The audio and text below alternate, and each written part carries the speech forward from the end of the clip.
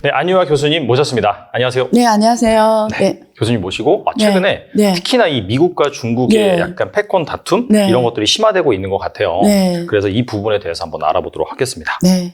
이게 약간 최근 이슈는 아닌데 거의 한 몇 년 전부터 꾸준히 이어져 온 것 같은데 맞아요. 중국이 러시아와 네. 사우디, 브라질과 함께 위안화 결제 이런 맞아요. 것들을 지금 추진하고 있거든요. 네. 그래서 이제 뭐 행간에서는 페트로 위안을 꿈꾸는 중국이다. 계속 이런 워딩이 나오고 있습니다. 그래서 이게 과연 달러 패권을 약화시킬 수 있을지 궁금하거든요. 네. 일단은 우리가 뭐 달러가 다 기축 통화고 그리고 전 세계에서 가장 많이 쓰는 통화인 거 맞잖아요. 그럼 주로 세 가지입니다. 무역 결제, 국제 무역에서 어떤 통화를 주로 쓰냐. 그리고 투자, 기업들이 해외 투자할 때 어떤 통화로 하냐. 투자 통화라고 하거든요. 그리고 각 국가별로 외환보유액이 있잖아요. 외환보유액에 주로 어떤 통화로 자산을 갖고 있냐. 이 세 가지를 봅니다. 근데 중국은 2009년부터 위안화 국제화라는 걸 해왔어요. 그 말은 뭐냐면 위안화가 앞으로 국제무역에서 위안화가 많이 쓰이게 하고 기업들이 해외 나가서 FDI, 우리 직접 투자를 하잖아요. 네. 그린 투자라고도 하는데 투자할 때 달러가 아니라 위안화로 직접 투자하고 그 다음에 한국 같은 나라들, 이래 무역을 많이 하는 나라들 외환보유액을 많이 갖고 있잖아요. 그 중에 위안화 자산이 들어가게 하고 그걸 이렇게 전진적으로 추진하는 과정이라고 보면 돼요. 그래서 우리가 어떤 통화 국제화가 됐냐 안 됐냐는 이 세 가지 측면에서 봐야 돼요. 그러면 첫 번째 무역 결제 측면에서는 이미 중국 통계하면 중국과 무역할 때 결제 50%는 위안화로 다 하는 걸로 나왔어요. 그래서 주로 나라들이 지역별로 나눠져 있는데 아시아 지역에서는 동아시아 한국이 있는 곳이잖아요. 한국, 일본, 홍콩, 마카오, 싱가포르, 말레이시아, 태국, 필리핀 또 무역 결제할 때 일정 부분 위안화로 써요. 그리고 남아시아에서는 인도, 파키스탄, 방글라데시, 스리랑카, 네팔 또 중국과 무역 결제할 때 일정 부분 위안화로 해요. 서아시아 지역에서는 이란, 이제 사우디아라비아, 아랍에미리트, 카타르 이런 데서도 중국하고 무역할 때 또 위안화 결제해요. 그러니까 이건 아시아 지역이고 그럼 유럽 지역이 또 굉장히 중요하잖아요. 그래서 여기서 보면 중동미 유럽에서는 헝가리, 폴란드, 루마니아, 체코, 슬로바키아 그리고 서유럽에서는 독일, 프랑스, 영국, 스위스, 네덜란드, 벨기에, 룩셈부르크 그리고 북유럽에서는 스웨덴, 덴마크, 노르웨이도 중국하고 무역 결제할 때 씁니다. 일정 부분. 자, 아프리카 지역에서는 북아프리카는 이집트, 튀니지, 알제리, 모로코 중앙아프리카는 콩고, 카메룬, 가나, 앙골라, 남아프리카 공화국 있고 짐바브웨. 그러니까 전 세계 33개 넘는 나라들이 중국하고 무역 결제할 때 위안화 일정 부분 쓴다라는 거예요. 그래서 중국하고 할 때는 50%가 지금 위안화 무역 결제한다. 근데 중국 말고 다른 나라 할 때는 주로 달러 해요. 그래서 중국이 지금 무역 결제 면에서 많은 진전이 있었다. 자, 두 번째는 투자 통화입니다. 투자 통화는 FDI 투자할 때를 한국 기업이 뭐 유럽에가 FDI 투자하거나 한국 기업이 뭐 아프리카에 할 때 위안화를 투자하냐 그건 아니에요. 주로 뭘로 하죠? 달러로 하겠죠. 그렇죠. 그래서 투자 통화에서는 중국이 지금 진전이 있은 게 1대1로. 그러니까 중국이 1대1로 선상에는 나라들이 지금 한 130개의 나라가 들어가 있거든요. 그런 나라들이 주로 그중에서 좀 후진 나라들이 투자할 때 거기 항구나 길을 닦고 인프라 할 때 위안화 직접 투자합니다. 그래서 그런 부분에서 지금 지금 확대되고 있는 거고, 외환보유액에서는 위안화를 갖고 있냐? 이건 어떻게 보면 되냐면, IMF의 SDR 통화라고 있어요. 당시에 45년에 이게 2차 세계대전 끝나고 새로운 통화체제 만들면서 이 세계 기구로서 IMF를 만들었잖아요. 그러면 거기에서 비상시에 대응해서 쓸 수 있는 권리를 준 거예요. SDR라는 게. 거기하고 이렇게 필요한 통화를 갖고 갈 수 있는. 이게 거기에 편입이 되냐 안 편입이 되게 중요한데 중국이 2015년도에 거기 편입이 됐어요. 그래서 당시에 10.92%가 위안화로 들어갔어요. 엔화보다 더 많습니다. 엔화는 8.몇 %였거든요. 그러니까 무슨 말이냐면 이미 요즘은 IMF의 공식 국제 주요 통화로 들어간 거예요. 근데 여기에 작년에 또 늘어났어요, 이게. 지금 12% 넘게 늘어났어요. 이 말은 뭐냐면 점점 IMF SDR 통화에서의 비중이 특별 인출권이라고 하거든요. 거기서 위안화 비중이 늘어났다는 거는 전 세계 각국 중앙은행들에서 외환보유액의 자산을 편입할 때 그걸 보통 SDR 통화 비중을 참조를 합니다. 그럼 예를 들면 한국은행에서 외환보유액을 포트폴리오를 짜잖아요. 자산을 달러 자산, 뭐 유로화 자산, 엔화 자산 할 때 그 비중을 어떻게 하냐면 SDR 통화 비중을 참고를 합니다. 그럼 지금 말한 대로 IMF SDR이 위안화가 지금 12% 했다면 한국은행에서도 비슷하게 12% 정도를 위안화 자산으로 갖고 있어야 돼요. 위안화로. 그럼 주로 뭘로 갖고 있냐면 한국은행은 중국 위안화 국채를 갖고 있죠. 여러분 이런 식이에요. 그러면 지금 이 세 가지 측면에서 중국 위안화가 2009년 이후로 계속 지속적인 이게 그런 게 있었다. 성장이. 근데 왜 요즘에 최근에 와 이렇게 주목받냐? 그거는 두 가지 원인 때문에 2018년에 미국하고 중국이 무역 전쟁이 터졌잖아요. 트럼프가 관세를 엄청 때렸잖아요. 25%. 그러니까 무역 전쟁이 본격적으로 2018년부터 지금까지도 관세가 취소가 안 됐는데 확대 미중 갈등이 또 바이든이 올라오면서 기술 패권으로 넘어갔어요. 무역 싸움 하다가 결국은 또 기술 패권가 지금 왔죠. 지금 뭐 아예 공급망을 이제는 별도로 하겠다. 지금 여기까지 아예 뭐 요즘에 표현이 조금 바이든 쪽이 변했지만 원래는 탈중앙 중국화 뭐 어떤 그런 거였잖아요. 좀 중국을 왕따시키고 하는 공급망 재편 이런 거였는데 그러면서 사우디 같이 전통 미국의 친미 국가들이 있잖아요. 사우디는 군사적으로 완전 미국에 의존한 나라거든요. 미국이 지켜준 나라예요. 결국 대신에 석유를 주잖아요.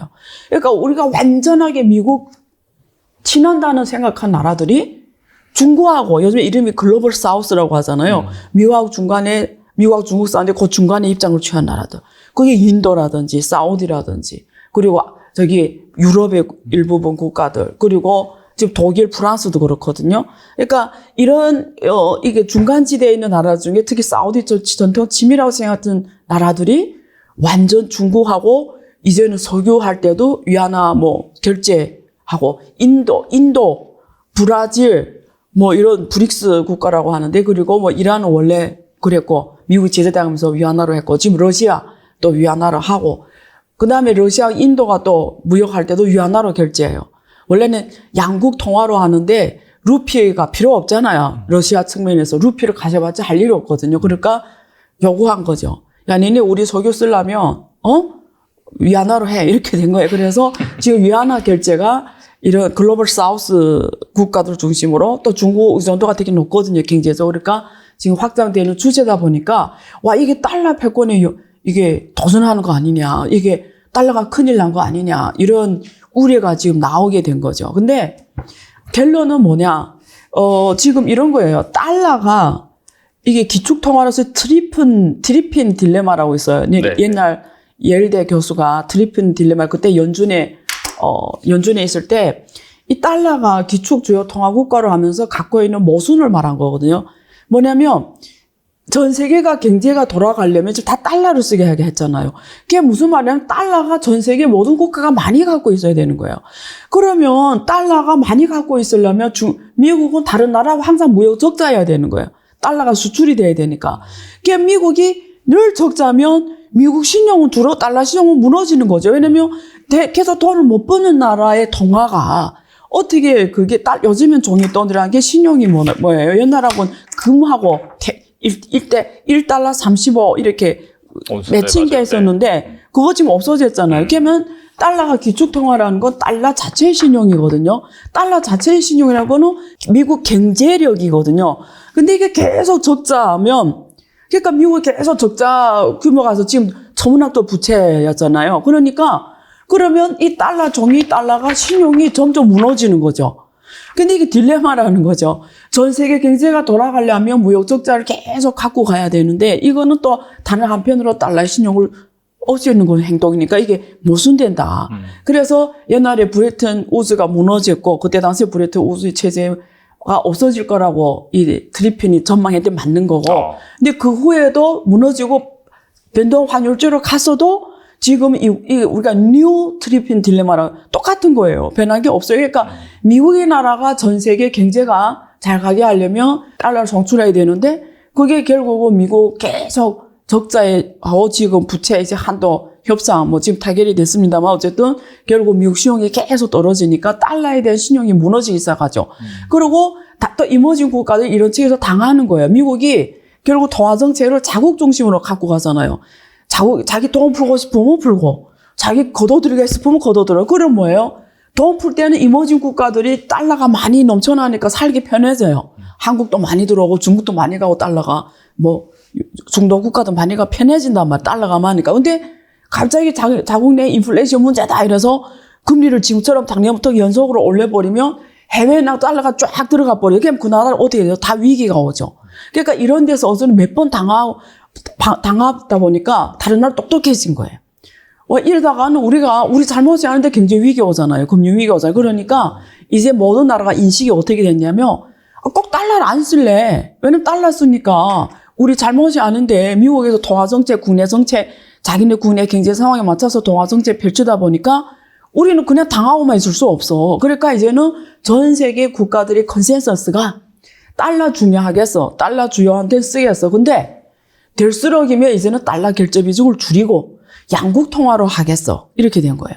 우리 둘이 할 때 다 달러를 하지. 옛날에 물물 교환이라는 게 있었잖아요. 물물 교환을 할지언정 달러를 최소화하자라는 거예요.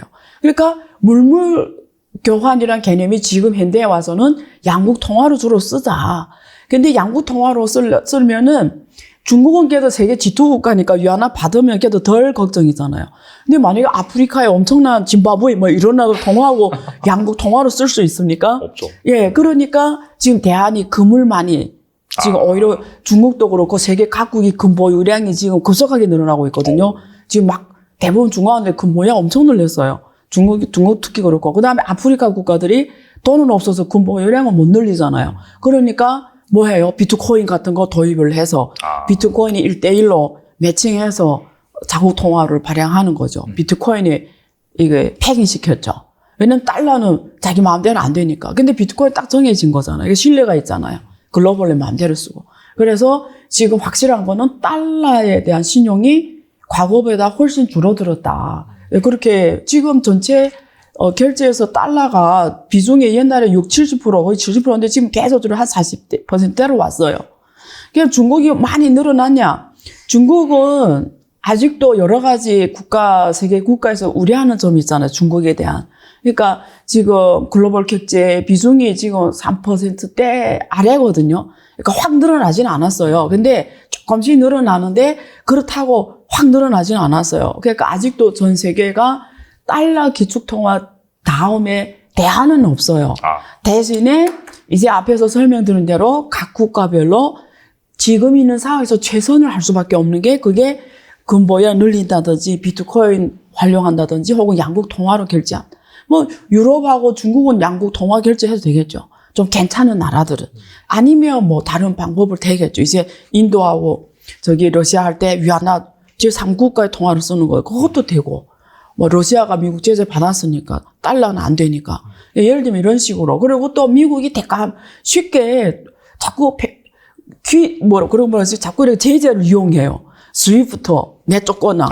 그리고 자기네 어떤 힘을 믿고 자꾸 자기 마음대로 막 페널티를 주고 때리고 이러니까 많은 나라를 지켜보면서 언제 자기 당할지 모르잖아요. 그러면 어떻게 돼요, 사람이?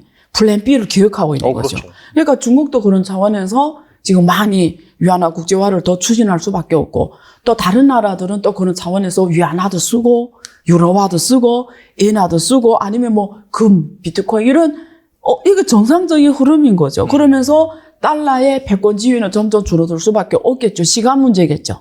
시간 문제. 왜? 달러가 계속 잘 가려면 결국 미국 경쟁력이거든요. 제가 늘 말하잖아요. 환율이라는 거는 그 나라 국가 경제에 대한 실력이 결정하거든요. 그래서 달러가 계속 기축통화로 가려면 미국이라는 게 군사 강국, 그리고 기술 강국이었잖아요. 이 지위를 계속 유지한 금융 강국이었는데 지금 기술이 옛날에 초격차였다가 지금 점점 특히 중국이 많이 따라잡고 있으니까 옛날에 비해서 그리고 시장도 옛날에 미국이 제일 중요한 큰 시장이었잖아요. 근데 이제 중국이 제일 큰 시장이 됐으니까 시장 파워, 그리고 경제 파워, 기술 파워 만약에 많이 옛날하고 완전히 달라진 건 맞죠. 예, 그게 결국 이게 통화에서 표현이 되는 거죠. 그럼 약간 이걸 투자랑 매칭시켜 본다라고 예. 한다면은 예. 결과적으로 이제 달러 패권이 약화되고 예. 뭐 각국의 그런 말씀하신 것처럼 네. 그런 뭐 중앙은행이라든지 그런 부자들도 마찬가지일 것 같긴 예. 한데 금이라든지 약간 예. 비트코인이나 대체 자산 이쪽으로 좀 눈길을 쏠릴 수밖에 없다 이렇게 볼 수 있겠네요. 그렇죠. 그래서 금은 이래 금과 비트코인이 문제거든요. 결국 그럼 질문이 있어요. 금을 살까요? 비트코인 살까요? 그럼 각자 상황에 맞춰 하면 돼요.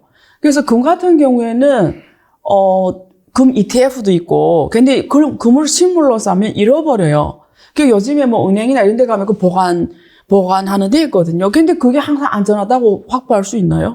아무리 뭐 거기서 엄청난 금고를 막 몇 층을 해서 탱크로도 못 뚫는다 해도 그 안에 내부자가 또 나쁜 짓 할 수도 있잖아요. 그렇죠. 예를 들면. 네네. 뭐 또 그런 어떤 안전상지 했겠지만 인간이 하는 행동은 100%가 없잖아요. 그렇죠. 그런 게 그러니까 금은 보관 문제가 항상 있고, 근데 ETF는 그걸 매칭하는 건데 그나마 조금 대안이 되긴 하지만 어쨌든 대안이 되는 거 맞아요. 대체 투자로서. 그 다음에 상품 투자죠, 결국.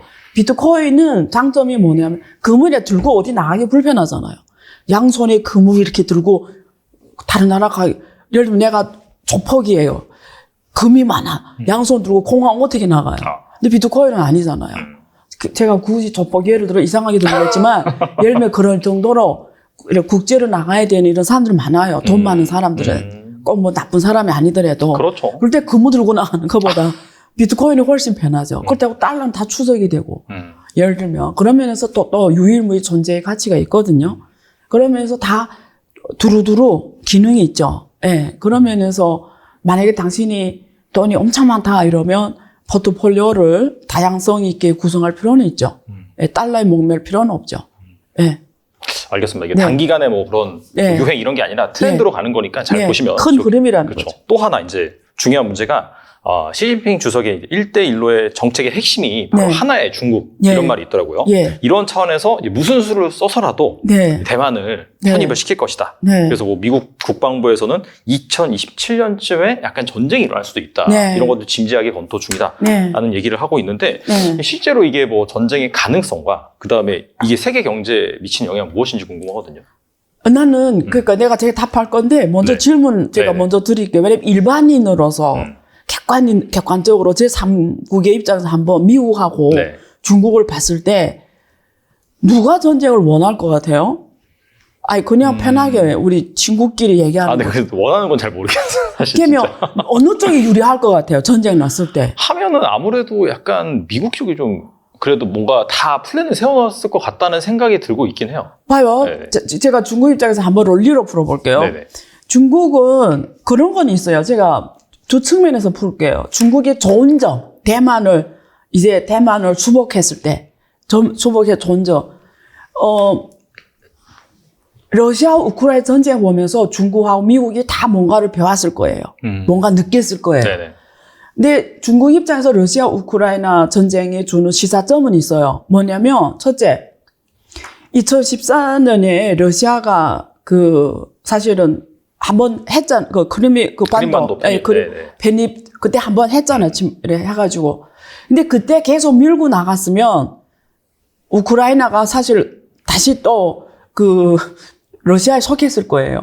그때 지금 우크라이나 다르거든요. 그렇죠. 예. 근데 지금부터 몇 년 지났죠? 2020년이니까 8년 지났죠. 네. 작년에 났으니까. 8년 동안 우크라이나 많이 변했어요. 우크라이나가 한국하고 되게 비슷해요. 딱 친미 세력과 친러 세력이 있어요. 오히려 한국은 뭐 친중 세력이 있다고 말하기 힘들 정도인데 러시아는 확실하게 국토 절반을 해가지고 친미와 친러 나뉩니다. 그래서 거기도 이렇게 선거로 대통령 뽑으니까 정확하게 국민도 나뉘었어요. 그래서 어떤 때는 친미 세력이 대통령을 하고 어떤 때는 친러 세력이 대통령을 해요. 그럼 친러 세력이 올라가면 러시아하고 친하게 지나고 친미 세력이 올라가면 미국하고 친하게 유럽하고 뭐 이런 거예요. 근데 전반적으로는 친미 세력이 좀 많이 대통령 했어요. 왜냐면 다 우크라이나도 그렇거든요. 미국하고 친해야 잘 먹고 잘 산다는 게 있어요. 머릿속에. 네네. 그래서 그쪽이 많이 되는데 그게 젤렌스키도 그쪽이에요. 그래서 우크라이나가 원했던 거는 유럽에 들어가는 거고 나토에 들어가는 거고 친미 쪽이었어요. 근데 이게 왔다 갔다 하면서 결국 친미도 못하고 친러도 못하고 결국 이제 전쟁 폐허가 되는 이런 불행을 겪게 됐는데 근데 어쨌든 확실하게 2014년 지금 우크라이나 다른 게 2014년까지도 친러 세력이 좀 그 지배층에 많았고 군대에도 결국 젊은이들도 친러 생각하는 애들이 많았어요. 근데 8년이 지나면서 이제 군인들 이런 쪽에 군대들이 별로 없어졌어요. 다 오래 지나 있죠. 친미 쪽 군인들이 주로 군대에 남아 있었어요. 그러니까 확실하게 저항할 수 있었던 거예요. 저 러시아의 침범에 대해서. 첫째 이게. 그다음에 유럽이 그때 당시에 독일이 나서가지고 중재를 하면서 협정을 맺었어요. 이거 그 우크라이나 문제에 관해서 자기네 나토 노조는 더 안 간다. 동진을 안 하고 그때 협정 그리고 그 크리미아 반도를 인정하고 뭐 이런 게 협정 맞았어요 그때. 그래서 러시아는 그래서 지금 유럽이 약속을 안 지켰다고 말하고 있는 거고. 근데 그때 왜 그러냐 어떻게 보면 시간을 좀 버는 게 있었거든요. 근데 그때 했으면 지금 상황이 달랐을 텐데 그동안 사실은 유럽도 그렇고 미국도 그렇고 우크라이나에 대한 준비를 많이 해줬죠. 군사적인 준비를. 예, 그때하고 지금의 우크라이나 군사적으로도 많이 달라졌죠. 군인들 구성도 좀 더 순수해져 이쪽으로 갔고 그리고 무기나 이런 장비가 많이 충실해졌죠. 싸울 만할 정도까지 왔죠. 뭐 지금도 계속 지원하고 있지만. 그러니까 지금 원래는 러시아가 며칠 동안에 끝내버린다고 하는 게 그게 안 됐단 말이에요. 그럼 이 논리로 중국에 맞춰보면 중국이 만약에 대만 문제를 시간을 끌수록 점점 어려워져요. 왜 그러냐면 지금 미국이 계속 중국이 지금 대만을 침범한다 하면서 무기 지원을 하고 있잖아요. 네. 어떤 당위성을 자꾸 소리치면서 당위성을 주면 무기 지원한다. 그러면 우크라이나처럼 점점 무기가 충분해지는 거죠. 실력이 많이 올라가고 뭐 얼마나 군사훈련하고 하겠어요. 많이 올라갈 거 아니에요. 그러면 중국 보기에 며칠 만에 공략할 수 있을 것 같은 것도 실제 지금처럼 러시아가 지금 헤매고 있는 것처럼 이게 몇 년으로 갈 수가 있는 거죠.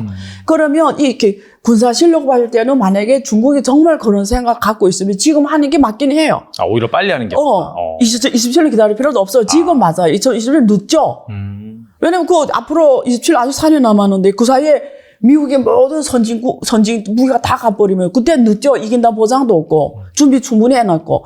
근데 지난번에 그 안녕하소에서 일본인 교수를 인터뷰했어요. 일본 사람. 네네. 근데 그 사람 말한 게 일본에 지금 섬이 그 주변에 섬이 엄청 많은데 거기다 이미 미국이 다 전쟁 준비해놨대요. 그러니까 정말 중국이 대만을 무력으로 해서 이렇게 수복할 생각했으면 빨리 하는 게 유리해요. 그렇지만 점점 준비가 철저해지고 지금 미국이 계속 중국이 친다는 명의로 무기를 계속 최첨단을 지금 주고 있는데 점점 늦어지는 거죠. 그럼 점점 어려워져요, 싸움이. 결국 지금 더 중요한 게 있어. 지금 하지 않으면 안 되는 시급한 게 있어요. 그것도 2027년도 아니고 바로 지금 해야 돼. 지금 중국이 미사일이 있잖아요. 네. 동방 도단이라고 해서 중국어로. 동방 미사일이 있는데 그게 1500km까지 가요. 무슨 말이냐면 미국의 항공모함이 아무리 세봤자 지금 이 미사일 저격할 거 안 돼요. 그래서 미국이 사실은 1500km 안으로 들어오잖아요. 중국에서 이 동방 도단을 사면은 항공모함이 침몰합니다. 안 돼요. 그러니까 지금 이 중국이 갖고 있는 이 미사일 때문에 미국이 1000km 안으로 못 들어와요. 결국 아무리 항공모함이라는 게 가깝게 와야 되는 거잖아요. 그러니까 그게 지금 안 돼요. 근데 앞으로 2027년이면 미국도 거기에 대한 그 대안이 서는 거죠. 이제 항공모함에서 그걸 요격할 수 있는 이런 게 다 생기면 1500km 안으로 들어와야 승산이 있는 거예요. 그렇잖아요. 대만하고 중국 복권선 바로 옆에 있거든요. 막 헤엄쳐 갈 수도 있어요. 그러니까 그거까지 모은단 말이에요. 이 지금. 그러니까 결국은 지금 안 되거든요. 그러니까 중국의 입장이 지금 하는 게 맞아요. 만약에 한다고 하면 지금. 2027년 기다릴 필요도 없어요. 뭔지 알겠죠? 네네. 결국 왜 중국 입장에 대만 문제는 무슨 문제냐면 대만이라는 게 중국이 옛날에 식민지 통치를 받았잖아요. 일본의 식민지 통치를 받았잖아요. 이게 그 역사, 식민지 통치 역사의 마지막 해결 못한 문제거든요. 거기 남은, 그래서 대만 사람, 일본 사람 되게 좋아한다잖아요. 그러니까 대만하고 일본이 많이 정서적으로 국민들이 가까워요. 그러니까 대만은 중국 입장에서 빨리 수복하는 게, 왜냐면 어쨌든 일국 양제라고 해서 홍콩, 마카오도 다 돌려왔고, 지금 대만도 대만성이라서 중국은 완전 국내 문제거든요. 그러니까 지금 마지막 그 문제를 완전히 해결해 허핑 통일, 그러니까 평화적으로 통일하면 중국의 역사 문제가 다 좀 끝나버리는 거예요. 확실하게 중국은 세계에서 강국이라는 게 말 안 해도 증명이 된 거예요.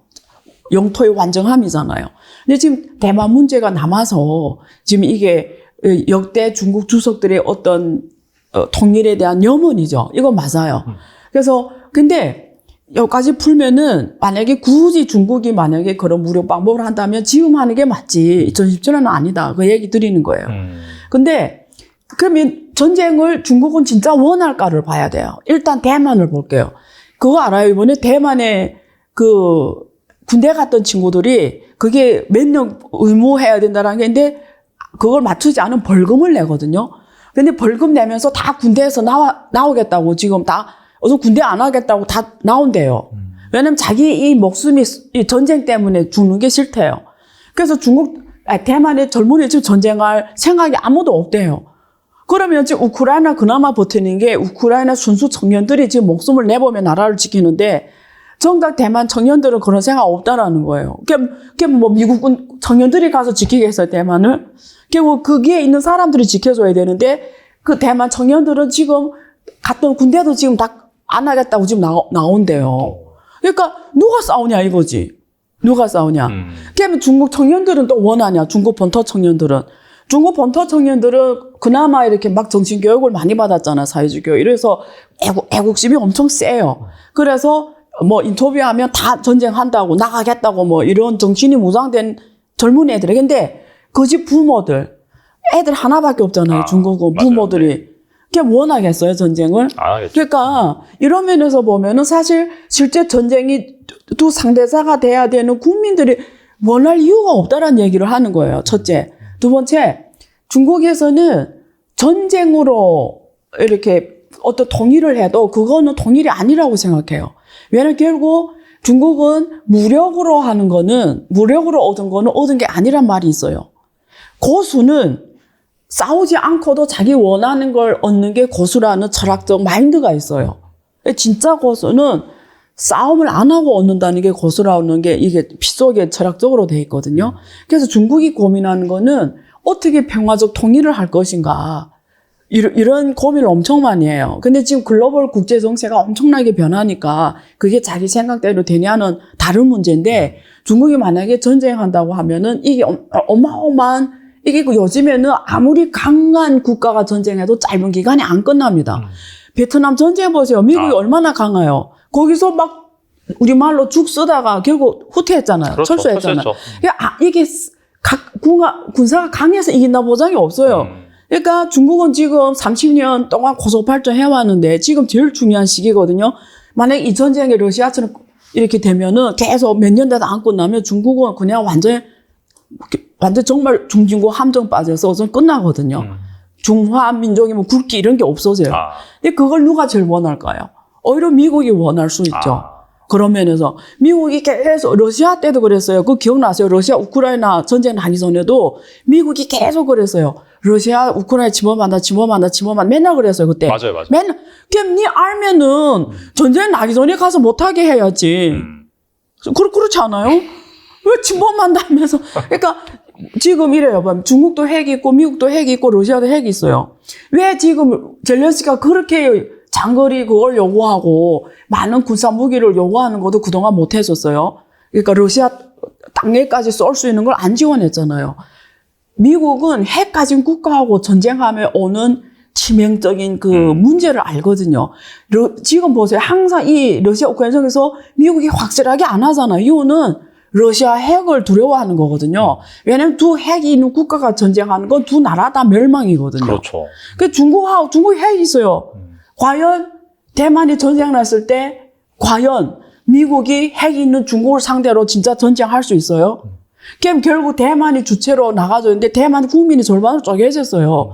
근데 심지어 지금 그 절반 쪼개진데 완전히 독립 주장하는 거하고 아니다 중국하고 가치가 이렇게 두 개로 쪼개졌는데 거기서도 군대 간 친구도 이제 안 한다고 하는데 그러니까 이게 미국은 지금 계속 그런 다음에 무기를 지금 계속 준비하고 있거든요. 주면서 그 주변에 다 일본 섬에 다 이렇게 준비하고 과연 누가 전쟁을 준비하고 있을까?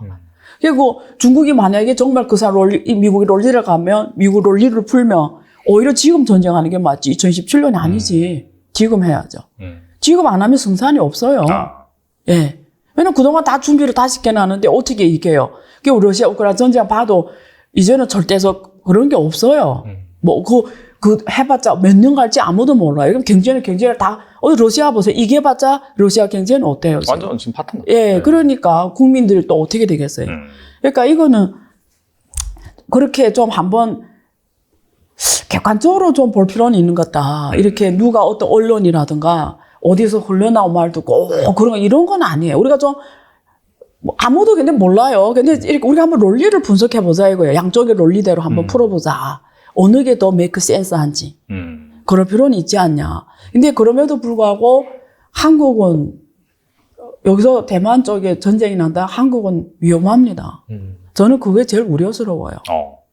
왜냐면 한국은 미국하고 동맹국가잖아요. 또 그 아태 사령관이 그 말을 했다잖아요. 아태 사령관이 이쪽에 주둔 사령관이 이미 전쟁에 대한 모든 권한을 이미 전쟁 나면 바로 할 수 있도록 권한이 이미 대통령에서 다 왔다고 하잖아요. 그러니까 미국은 철저하게 전쟁 준비하고 있는 거죠. 그러니까 그러면 아태 지역이라는 게 일본하고 한국 여기 군대들이 있잖아요. 그럼 여기서 주로 그게 되는 거죠. 그렇잖아요.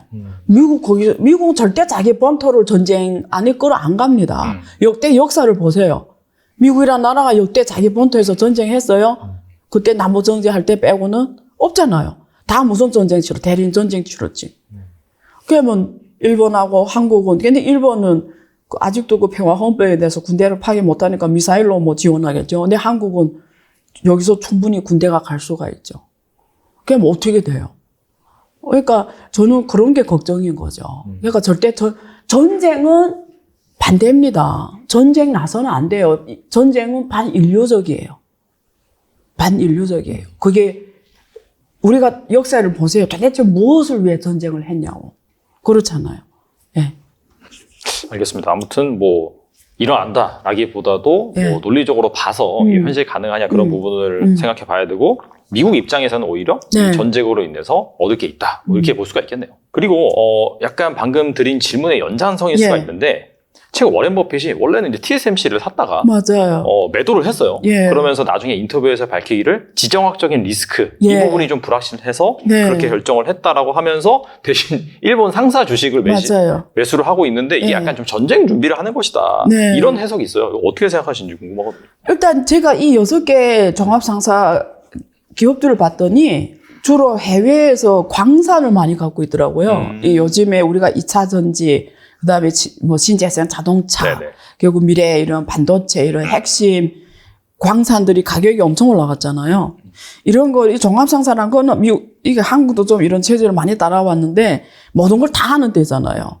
그러니까 뭐 세계에서 돈 된다는 건 다 하는 게 이 종합상사들인데 이 6개 종합상사 갖고 있는 게 해외에는 주요 자원들 특히 석유, 광산 뭐 이런 쪽을 많이 갖고 있고 워렌 최근 동향 보니까 주로 석유, 에너지, 독점 자원 쪽을 많이 지금 다시 매집하고 있더라고요. 그러니까 그런 면에서 뭐 앞에 논리하고 펼치면 앞으로 전쟁 나면 이런 것도 제일 필요한 거니까 그래서 그런 거 아니냐 이런 논리가 온 것 같아요 보니까. 근데 또 다른 우리가 재무학적 측면에서 보면은 이 6개 일본 기업들이 그동안 잃어버린 뭐 30년 뭐 이런 소리 나올 정도로 굉장히 안 좋았어요. 이 경제가. 그러면서 아베 올라오기 전에는 거의 변화가 없었어요. 경제도 안 좋고 고령화는 급격하게 되고 일본 경제는 뭐 거의 희망이 없었고 근데 아베 올라와서 거의 뭐 마취법을 썼죠. 돈을 왕창 풀어가지고 엔화를 엄청 절하시키고 완전 또 경제 잠깐 주식시장 올려놓다가 그리고 지금 요즘에 또 뭐 미중 갈등 때문에 글로벌 공급망 문제 때문에 일본이 지금 많은 면에서 다시 주목받고 있단 말이에요. 일본이 갖고 있는 또 기초 소재 쪽의 장점이나 이런 게 있단 말이에요. 그러니까 지금 일본의 반도체 7개 대기업들이 지금 다 투자한다 그러고 또 거기 일본 자체도 시장이 크잖아요. 자체 자동차 회사 또 전기 자동차 이쪽으로 또 워낙 경쟁력이 있고 하니까 미래 시장에서 가장 큰 시장 중에 하나고 하니까 두루두루 또 만약에 미국하고 중국이 정말 대만 중심으로 전쟁한다면 또 일본의 또 역할이나 이런 게 굉장히 중요하고 그러면서 지금 뭐 그렇다고 볼 수도 있는데 근데 이 기업들을 보니까 퍼가 되게 낮아요. 그러니까 기업 가치가 벌어들인 돈에 비해서 주가가 엄청 쌌어요. 그러니까 우리가 PB하고 PE를 보잖아요. 그렇죠. 밸류에이션 볼 때. 그런 면에서 엄청 쌌죠. 그래서 이 워렌 버핏 보기에는 지금 쌀 때 들어가야 되고 앞으로 이 국제 정세가 불안정할수록 이런 주식들은 더 올라간다고 판단하는 거지. 왜? 제일 핵심 자원들, 광물 이런 걸 갖고 있으니까. 그러니까 그렇게 판단하고 하는 것 같아요. 예. 저는 솔직히 삼성전자가 만약에 기존의 그 글로벌 경제가 그렇게 잘 갈 때 미국하고 중국이 중심이 돼서 전 세계 글로벌 경제가 WTO에서 엄청 확산되면서 커져갈 때는 삼성전자가 가장 큰 발전의 적기를 맞았어요. 이게 세계적 기업이 됐고 엄청 대단한 기업이 됐죠. 그런데 지금부터 잘못하면은 되게 위험해요. 미래가 잘 안 보일 수가 있어요. 왜냐면 삼성전자가 지금 먹고 사는 게 메모리 반도체하고 OLED거든요. OLED는 거의 99% 이상이 사실 삼성전자 특히 제일 비싼 걸 잘하거든요. 근데 이미 중국이 많이 따라와서 지금 90%대 한 10% 중국이 해요. 그러니까 점점 OLED도 중국이 많이 하면서 치고 올라오는데 메모리 반도체는 삼성하고 지금 SK가 하고 있는데 지금 이 반도체 쪽은 미국이 제일 그 중국하고 지금 뭐 기술 패권하면서 삼성전자가 중간에서 이러지도 못하고 저러지 못한 상황인 노출된 이 기업이잖아요. 네네. 삼성전자가. 그러면 우리가 한번 이런 문제를 생각해 필요했어요. 봐요. 한번 또 미국 논리대로 풀어볼게요. 미국이 지금 인플레이션 감축법이라 해서 자국에 와서 생산하는 업체에 대해서 보조금을 주겠다는 거고, 북미에 있는 자원을 쓰는 핵광물 쓴 기업에 대해서만 보조금을 주겠다는 거고, 2030년까지는 거의 100%를 다 거기서 해라 이거잖아요.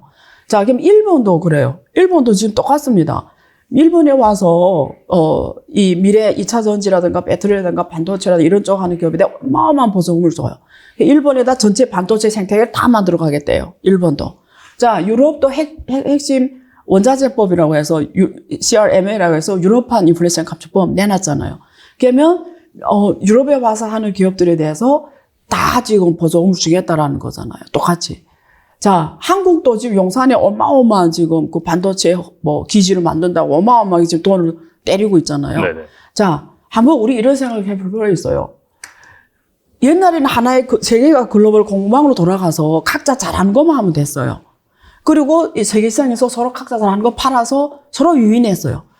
일본이 소재를 잘하니까 소재만 팔았고, 미국은 장비 설계를 잘하니까 장비 설계 팔았고, 한국은 메모리 잘하니까 메모리 팔았고, 유럽도 그렇고.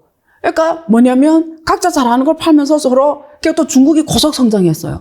그래서 전 세계 반도체 시장의 절반을 중국에서 팔아가지고 미국 기업이 어마어마하게 돈 벌었어요. 당연히 한국도 어마어마하게 돈 벌었어. 유럽도 어마어마하게 돈 벌었어. 전 세계 반도체 시장의 절반을 중국이 해요. 자, 이런 시장에서 잘 먹고 잘 사다가 하니까 또 반도체 특징이 뭐냐면 고속적인 R&D 투자가 필요해요. 아니, 엄청 많은 규모의 R&D 투자가 지속적으로 투자가 돼야 돼요.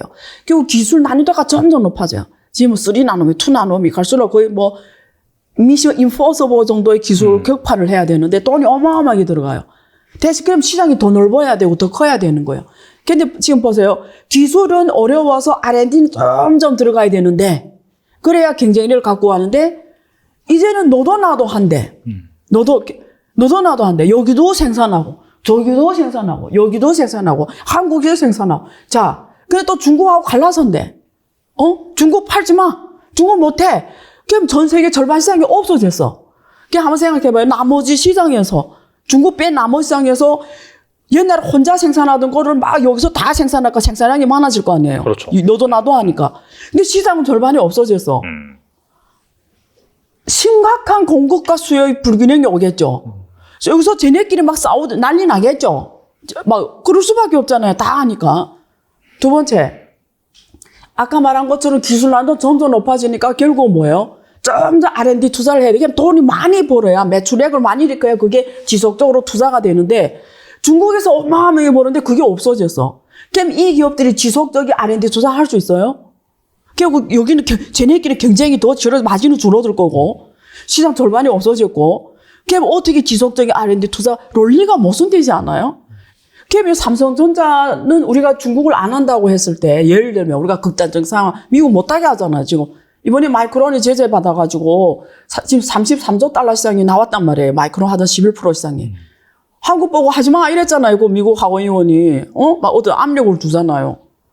그러면 대안이 뭐예요? 그럼 삼성전자 미래는 어디에 있죠? 왜 옛날에 혼자 하던 걸 지금 미국 기업 미국에서도 하고 유럽에서도 하고 일본에서 하고 한국에서 하고 자 미래 어디 있습니까? 아니 나는 그냥 나는 이렇다 저렇다를 지금 말하는 게 아니고 우리가 한번 평등심을 찾고 조용히 생각해 보자라는 거예요. 이 세계가 어디로 가고 있는지를 지금. 지금 삼성전자주로 메모리를 먹고 사는 기업인데, 결국 앞으로 계속 첨단, 지금 TSMC하고 치열하게 경쟁하면 지금 2나노머에서 지금 성부를 봐야 되는데, 지금 올해 1분기 매출 봐요. 6천억. 옛날엔 1분기에 몇십조 했단 말이에요. 지금 그게 다 없어지고 있잖아요. 자, 지속적인 R&D 투자를 어떻게 합니까?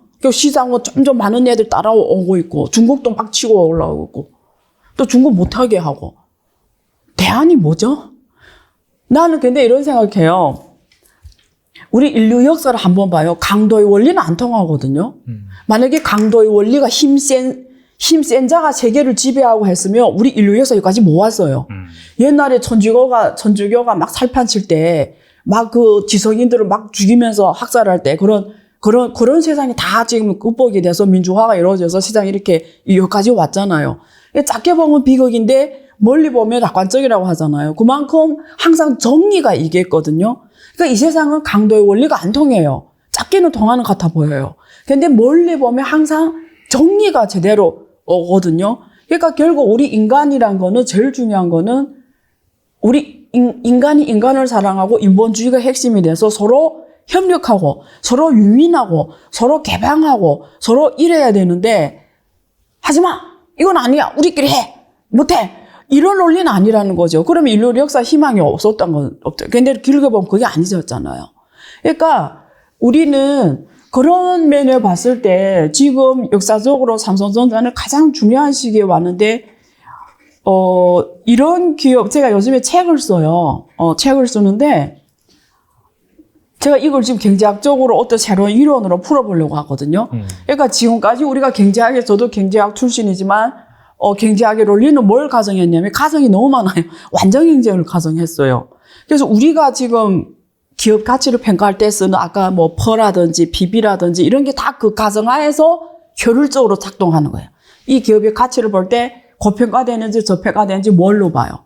그 기업의 ROE를 볼 거고 그 기업이 현재 PB가 얼마냐, 퍼가 얼마냐 그런 걸 볼 거 아니에요. 근데 이런 게 기준이 먹히려면 그 전에 가정이 성립이 돼야 돼요. 그 전에 가정이 뭐냐면 완전 경쟁이 가정이에요. 어떤 이런 정치적 논리, 어떤 힘의 강도의 원리가 안 들어왔을 때 논리가 이런 게 없었을 때에 추정이 된 거거든요. 그래서 그걸로 기업 가치 평가하는 게 맞아요. 근데 이런 논리가 정치 원리가 정치 힘이 들어왔을 때는 이런 모든 재무학적 기업 가치 평가가 안 먹혀요. 그럼 이제 삼성전자를 기업 가치 평가할 때 어떻게 해야 돼요?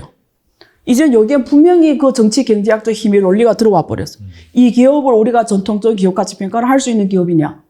이런 기업을 우리가 어떻게 평가했냐? 제가 지금 책에다 그 리로를 지금 정립하고 있거든요. 다르게 봐야 된다라는 거예요. 그래서 삼성전자 미래는 어디에 있을까? 삼성전자 미래고 또 어떻게 보면 어떤 면에서 보면 또 한국의 미래이기도 합니다. 그래서 참 우리 같이 지혜로운 판단이 필요하겠죠. 특히 투자자 입장이라면. 네. 뭐 답은 제가 제 책에서 줄게요. 네. 여기서는 안 줄게요. 네, 이제 일단 네. 그 마이크론 얘기를 하셨는데 네. 중국에서는 또 그랬잖아요. 한국과 이제 반도체 협력을 강화한다. 그러니까 약간 서로 이제 우리한테 좀 팔아라. 맞아요. 그렇게 하는 건데 여기서 줄을 잘 타면 그래도 괜찮지 않을까? 그래서 그런 희망을 저는 이것도 친구로서 우리가 대화해 볼게요. 그냥 뭐 이런 뭐 심각하게 아니고 네네. 솔직하게 어떻게 해야 된다고 생각해요. 그냥 우리가 일반 국민이 이런 생각할 수도 있잖아요. 정치 논리를 떠나서 솔직하게 우리 그냥 얘기하면 내가 뭐 친문이냐 친중을 떠납시다. 우리가 어떤 국가와 민족을 떠납시다. 떠나서 한번 이야기해 보자고. 어떻게 해야 돼요? 아니, 당연히 이거는 뭐 정답이 있는 게 당연히 양쪽에 다 잘 팔면 좋죠. 그렇죠. 비즈니스는 어차피 뭐 한쪽 편에 승자 그런 게 아니라. 그렇죠. 네. 시장 원리로 돈을 봐야죠. 잘 버는 게 비즈니스니까. 그렇죠. 네. 알겠습니다. 네. 아무튼 좀 중요한 네. 그런 시기다. 그다음에 이제 부동산 거품 붕괴, 이게 중국 얘기입니다. 네. 그다음에 출산율 저하, 네. 노령화 이런 것도 좀 심각해지고 있죠. 네. 그래서 중국이 중진국의 함정에 빠졌다. 네. 나가서 일본을 약간 답습할 것이다. 이런 분석이 있는데 어떻게 보시나요? 지금 지표가 있잖아요. 되게 재밌어요. 제가 이 지표를 한번 보여드릴게요. 일단은 지금 지표로 봤을 때 정확하게 일본하고 겹쳐요.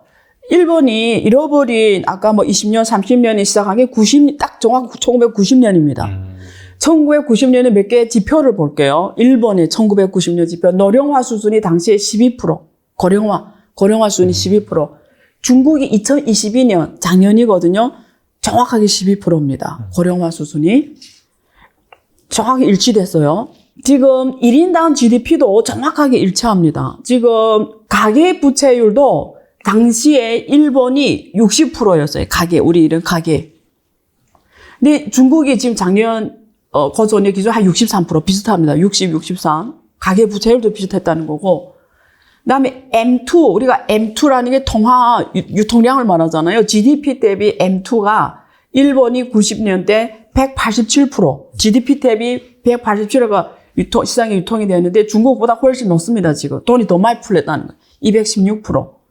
민간 대출이 전체 GDP에서 차지하는 비중이 일본이 190%, 중국이 108%. 그러니까 민간 대출 규모도 비슷하다는 거예요. 그러니까 많은 지표가 일본이 잃어버린 2, 3 시작할 때 그때와 정확하게 일치하다라는 거예요.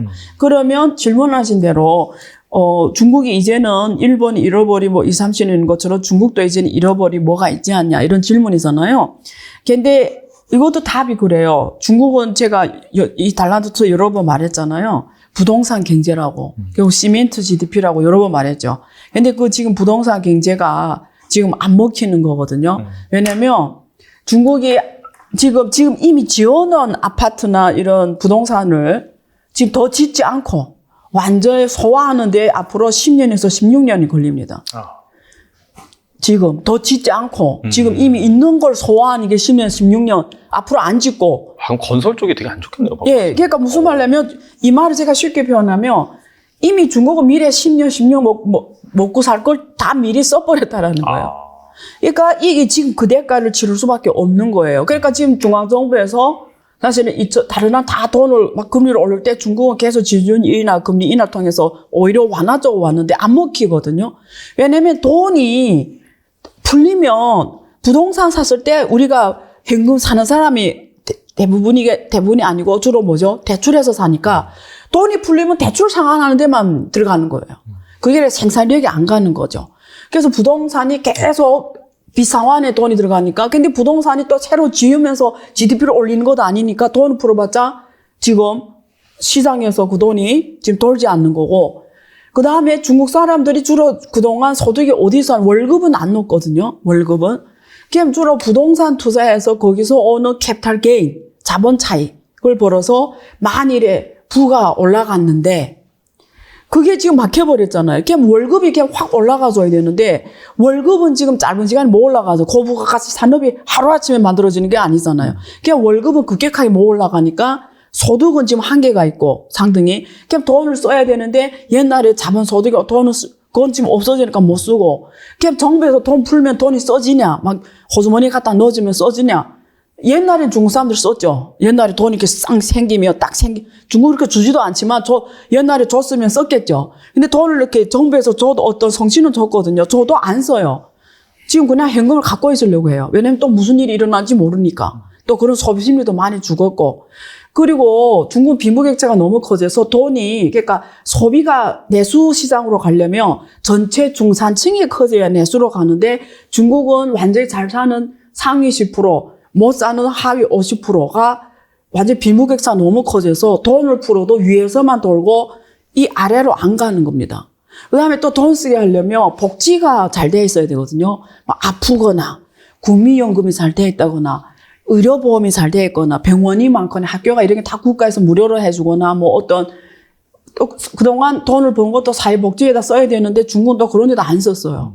그러니까 이게 또 복지가 해결이 안 되다 보니까 이게 사람이 고령화는 또 급격하게 일어나고 중국이 지금 세계에서 초고령 사회로 들어갔거든요. 그러면 늙은 다음에는 제일 걱정하는 게 자기 돈을 못 벌 때 내 쓸 게 있냐를 보는데 그게 또 사회복지가 안 돼 있고. 그러니까 이게 다 겹치면서 중국이 지금 새로운 성장 동력이 지금 기존의 성장 동력이 이제 안 먹힌다는 얘기를 이제 한창 한 거예요. 그러면 새로운 성장 동력이 뭐냐? 소비 수출 투자거든요. 근데 투자는 민간 투자가 일어나야 되는데 지금 국유기업 투자 말고는 민간 투자는 계속 지금 하락세를 거가고 있고, 그 민간 투자를 어떻게 활성화시키냐가 중국 당국이 지금 숙제예요. 이게. 두 번째는 소비를 끌어올리는데 앞에 말한 것처럼 소비가 하루아침에 안 되는 거고. 그럼 수출인데 옛날에 수출이 중국이 워낙 잘해가지고 결국 거의 수출 주도형 경제를 할 정도로 성장해 왔잖아요. 근데 이제는 수출도 이제는 지금 많이 여러 가지 문제 때문에 미국과의 갈등도 있고 또 뭐 베트남 같은 동남아 국가도 치고 올라온 것도 있고 두루두루. 그러니까 수출도 옛날 또 뭐 그렇게 잘 되는 것도 아니고. 그러니까 지금 이게 성장 엔진이 별도로 보이지 않다 보니까 사실은 미래에 봤을 때 조금 비관적이죠. 그렇다면은 뭐 이렇게 전반적으로 어떻게 본다면 그만큼 성장을 해왔고 거기에 대한 후유증이 발생한다고 볼 수 있잖아요. 네. 그렇다고 해서 뭐 투자 기회가 아예 없는 건 아닐 것 같고 그렇죠. 분명히 그 속에서도 뭐 성장하는 그런 산업이 있고 기업이 있을 텐데 여기서 발생하는 투자 기회는 무엇일까요? 그러니까 지금 이번에 그 미국에서 챗GPT가 엄청난 성공을 이루면서 전 세계 지금 AI 열풍이 일어났잖아요. 중국도 못지 않습니다. 그래서 지금 모든 중국의 벤처 자본들이 AI 쪽으로 몰려가고 있어요. 저도 이게 사실 걱정스러운데, 근데 항상 거품이 있어야 또 거기서 이렇게 발전이 오거든요. 그렇죠. 그런 면에서 좀 긍정적인데, 그나마 포커스를 중국에 맞추면 저는 그럼에도 불구하고 확실한 쪽이 있습니다. 신재생 에너지 자동차예요. 그거 아세요? 중국이 이미 독일을 제치고 세계 2위 수출 국가가 됐어요. 자동차요? 예. 1위가 일본이거든요. 한 384만 대 정도 하고 네네. 중국이 작년에 340만 대인가 별 차이가 없어요. 일본하고 이제 한 몇 년 지나면 이제 세계 1위 수출 국가가 될 것 같아요. 근데 왜 그래요? 중국이 사실 전통 엔진 자동차 옛날에 석유가스 자동차 전통 자동차에서는 존재감이 없잖아요. 그렇죠. 근데 이렇게 된 이유는 전기차 때문입니다. 중국은 전기차를 세계에서 제일 빨리 정책적으로 밀고 또 오랜 동안 해왔거든요. 그러니까 전기차를 제일 잘한다고 보면 돼요. 이미 다 택시나 뭐 버스 전체가 다 전기차고 특히 버스나 이런 건 다 유럽의 전기차 시장은 다 중국이 수출한다고 보면 돼요. 근데 중국의 자동차는 주로 동남아에 많이 수출돼서 싸니까. 근데 이제는 이런 신재생 에너지 자동차도 유럽도 지금 승용차도 많이 가거든요. 그러다 보니까 지금 독일 제치고 유럽 시장이 많이 성장하면서 세계 2위 수출 국가가 됐어요. 근데 이게 자동차는 또 달라요, 다른 거하고. 그러니까 자동차에서 승부를 잘 보면 자동차라는 게 스마트폰처럼 될 수가 있거든요. 스마트폰이 하나의 미래의 그 IoT의 디바이스 역할을 하잖아요. 스마트폰, 모바일 인터넷, 메타버스, 미래에 우리 가는 이런 이쪽에서 IoT의 디바이스로서 역할을 하지만 앞으로 가장 큰 역할을 할 게 전기 자동차, 자율주행 자동차. 근데 자율주행 자동차는 좀 시간이 걸릴지 몰라도 어쨌든 전기 자동차 시대 하면은 이게 스마트화로 가는 거예요. 결국 배터리 문제가 잘 해결이 되면 배터리도 잘 성능이 잘 받쳐주면 이제는 자동차가 아니라 굴러다니는 컴퓨터잖아요. 그러면 소프트웨어, 스마트화, 그 다음에 친환경, 그리고 이제는 그 전통 내연기관 자동차처럼 그 복잡하지 않아요. 들어가는 이런 부품들이 되게 간소화되거든요. 그러면 이런 데서 중국이 방대한 데이터를 앞세워서 제일 잘한단 말이에요. 그래서 만약에 이 자동차가 중국이 절대적 경쟁력, 초격자 기능을 갖고 오면 이게 또 자동차라는 거는 연관 산업이 부동산처럼 넓어요. 자동차 한 대를 사면서 오는 연관 산업들이 철강 산업 그렇잖아요. 거기 에너지 산업, 거기에 들어가는 모든 자동차에 들어가는 모든 또 이런 산업들.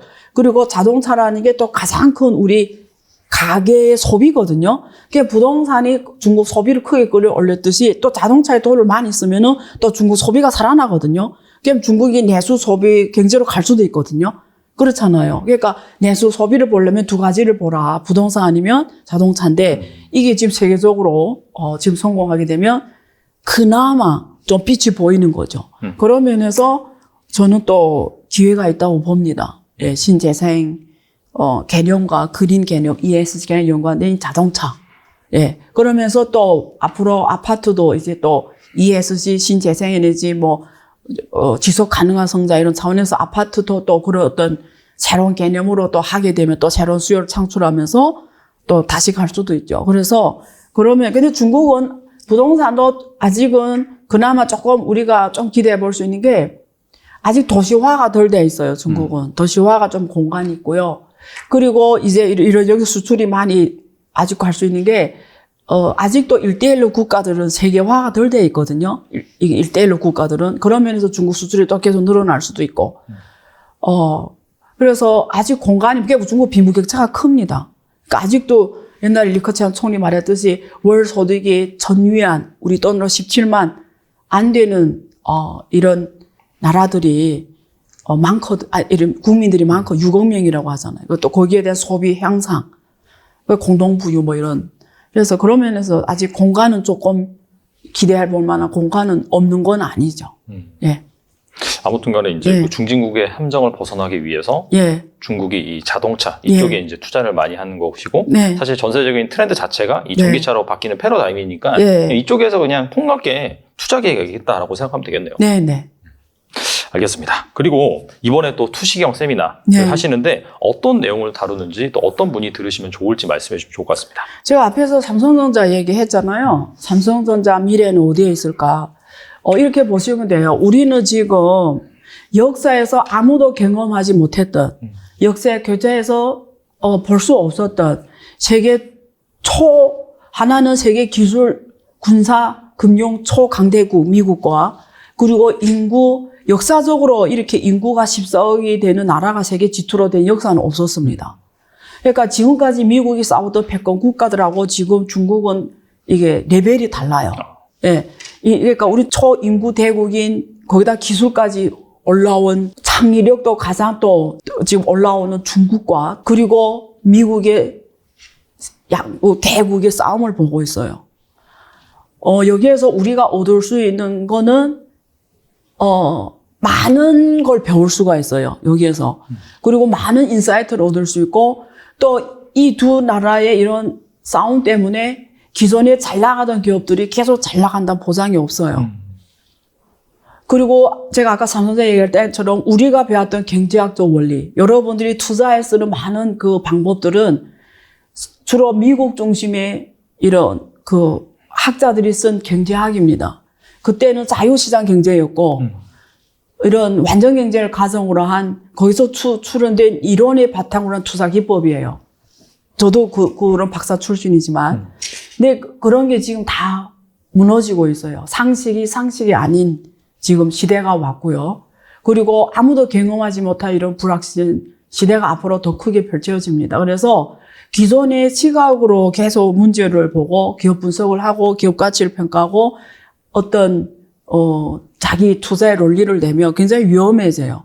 그래서 이번 그 투시경 세미나에서는 저는 미중 갈등 시대에 중미 갈등 시대에 이게 우리가 어떤 투자에 있어서 어떤 새로운 인사이트를 찾아야 되고 중국은 이런 전례 없는 미국의 동맹국을 앞세운 이런 글로벌 공급망 포위 속에서 어떤 반격을 하며 이런 반격이 결국은 기존의 하나의 글로벌 경제에서 잘 나가던 기업들의 운명이 어떻게 갈라질 거고 그냥 투자자의 차원에서 이런 기업들을 분석할 때 우리가 어떤 점을 놓치고 있는지 그런 거를 이런 기업 가치 평가할 때 하나의 밸류에이션의 팩터로서 고려하지 않으면 안 되고 사실 이것도 제가 책에다도 지금 녹여내고 있고요. 그런 면에서 한번 이번 라이브 세미나에서 그런 큰 시야와 그리고 새롭게 봐야 되는 이 기업의 어떤 분석들 이런 내용을 중심으로 한번 라이브 세미나를 해보려고 합니다. 네. 알겠습니다. 이게 뭐 사실 2차 세계대전 이후로 계속해서 어떻게 본다면 점진적으로 세계화가 됐었는데 다시금 이제 그 세계가 분열되고 블록화되고 이런 시대가 왔습니다. 그래서 과거의 그런 똑같은 생각으로 우리가 이제 뭐 인생을 살거나 투자를 뭐 하면 안 될 것 같은데 그런 차원에서 교수님께서 방금 그런 부분에 대한 대안이라든지 여기에서 어떤 것이 뜨는지 또 이런 거 제시해 주시기 때문에 꼭 한번 관심 있으신 분들은 들어보시면 좋을 것 같다는 생각이 듭니다. 네, 지금까지 안유아 교수님 나오셔서 감사합니다. 네, 감사합니다.